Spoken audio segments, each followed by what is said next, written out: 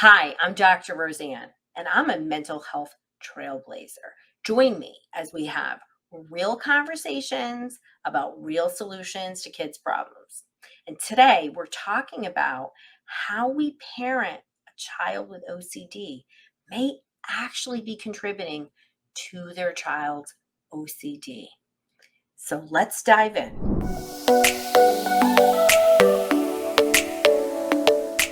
You've heard me mention the word accommodation. You heard me say you're actually feeding your kids OCD. You're not a bad parent. You're an awesome parent. And boy, are you working hard. This is all about flipping the script, okay? And helping parents to understand there are actually ways that we can parent to improve our child's OCD or extreme anxiety or whatever's going on. But we're really talking about OCD. So, what happens with OCD, we talked about that negative reinforcement cycle. So, just what is it really quick?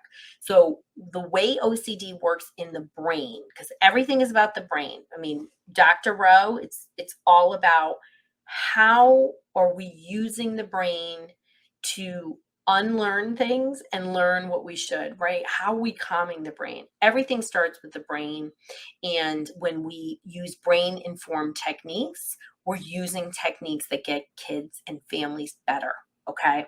So when we talk about negative reinforcement, what happens is we inadvertently accommodate, right? We reinforce a behavior, which means it's more likely to happen again.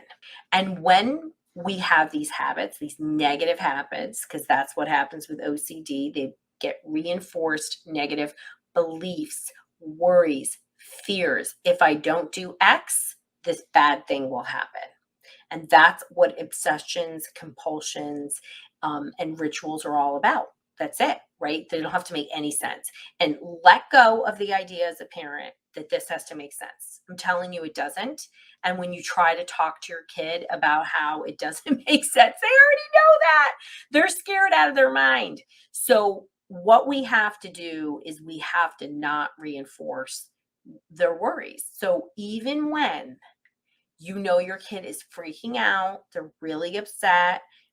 I touched this, it's got a germ on it. Am I going to get sick? You are not going to say, you're not.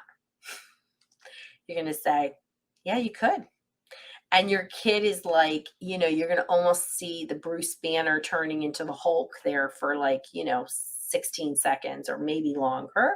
Maybe they're going to be distressed for a few minutes. But the more we push back, the more we stop feeding the barking dog. And the same can be said with anxiety and depression and a bunch of other things. So if you're listening to this and you're like, my kid doesn't have OCD, this is about accommodating behaviors it's about reinforcing behaviors.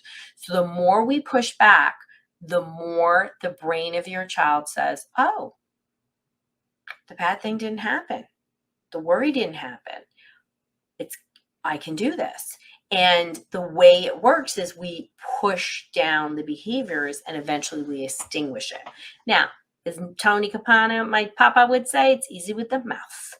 So this is not easy. This is challenging work. And this is why, as I said before, 30% of people drop out of exposure and response prevention because they're like, forget it, which I don't get because OCD really is just such a tyrant. And I've seen one kid's OCD in a family of, 5 kids literally take over the whole family, and the whole family had to work around the OCD. It was like, oh, well, Kevin's OCD is going to do this, and we better make sure we have this, this, and this available, and you better answer his questions. And, and Kevin's OCD showed up in the car, and whenever they rode in the car, the whole family had to answer Kevin's questions. Kevin would get freaked out. So all names have been changed to protect identities, just so you know. So, but if that's resonating with you, which I know if you're listening to this, it probably is. And so what we need to say is, would you keep leaving your door open for a burglar? No, Dr. Rowe, you wouldn't. But with OCD, we keep answering its questions and we keep feeding that barking dog. So we have to stop that. And exposure and response prevention teaches parents how to not reinforce it, reinforce desired behaviors, reinforce autonomy and coping skills. And once the subconscious brain recognizes that the bad thing's not going to happen, that the coping skills work, we reinforce it. We keep extinguishing, extinguishing, extinguishing. And this is one of the most freeing things. Once parents get this, when you embrace it, like I like when parents come in and they're like, just tell me exactly what to say because I'm ready. I'm going to do it. That's the kind of attitude that you have when people apply to work with us. When people say, I need you to do this.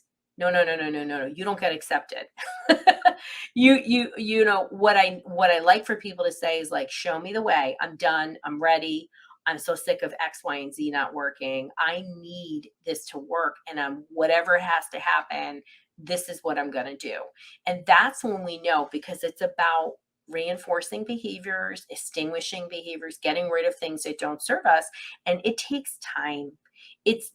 There is no magic wand. This idea that an SSRI, some type of medication, benzos for adults, I mean, they're are going to reduce the discomfort, because anxiety and OCD, there's always a physical discomfort.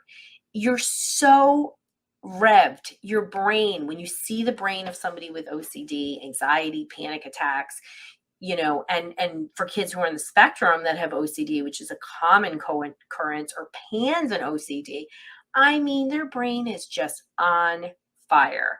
And so what we have to do is, parenting is as important as my PMF and neurofeedback and the actual psychotherapy. It is a 3-part component. It does not work if we don't get parents. And I don't care if you're not together. I don't care if it's a grandmother in charge. We've got to get everybody on the same page. And not accommodating the behavior and really teaching coping skills is so incredibly powerful. And, I have the privilege of helping kids every day and watch them just completely kick this OCD to the ground in an 80s bar fight. I love it. And you can have this happen too. You just need to know the right way. So if you want to work with us, you can go to drroseann.com/apply. We only take a very, very small number of cases every month, and we have a wait list. So applying is the only way to show that you really are ready for the change. But wherever you are is exactly where you need to be on the journey. Just take one step forward.